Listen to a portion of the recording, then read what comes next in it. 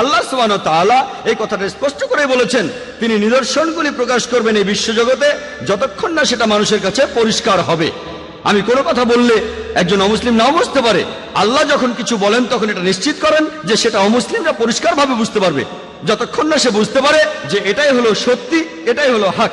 পরবর্তীতে এই সত্যটা বোঝার পরে সে মানতেও পারে নাও মানতে পারে, এর কারণটা ব্যক্তিগত কারণে মানতেও পারে নাও মানতে পারে। তবে মারা যাওয়ার আগে ইনশাআল্লাহ আল্লাহ তাকে নিদর্শন দেখাবেন। এখন কবে কখন আল্লাহ ভালো জানেন, তবে মারা যাওয়ার আগে আর রোজ কিয়ামতের দিন পবিত্র কোরআন আমাদের বলছে যে যারা ইসলামকে প্রত্যাখ্যান করে তারা কখনো আল্লাহর কাছে অভিযোগ করতে পারবে না যে আমি কোনো নিদর্শন পাইনি, কেন আমাকে জাহান্নামে পাঠাচ্ছেন। তারা শুধু বলবে আমাদের ক্ষমা করে দেন, আমরা ভুল করেছি। কারণ তারা জানে যে তারা নিদর্শন দেখেছে কিন্তু তখন গ্রহণ করেনি। তারা শুধু আল্লাহকে বলবে আমাদের আরেকটা সুযোগ দেন। আল্লাহ তখন বলবেন অনেক দেরি হয়ে গেছে। তাহলে আল্লাহ অবশ্যই তাদের নিদর্শন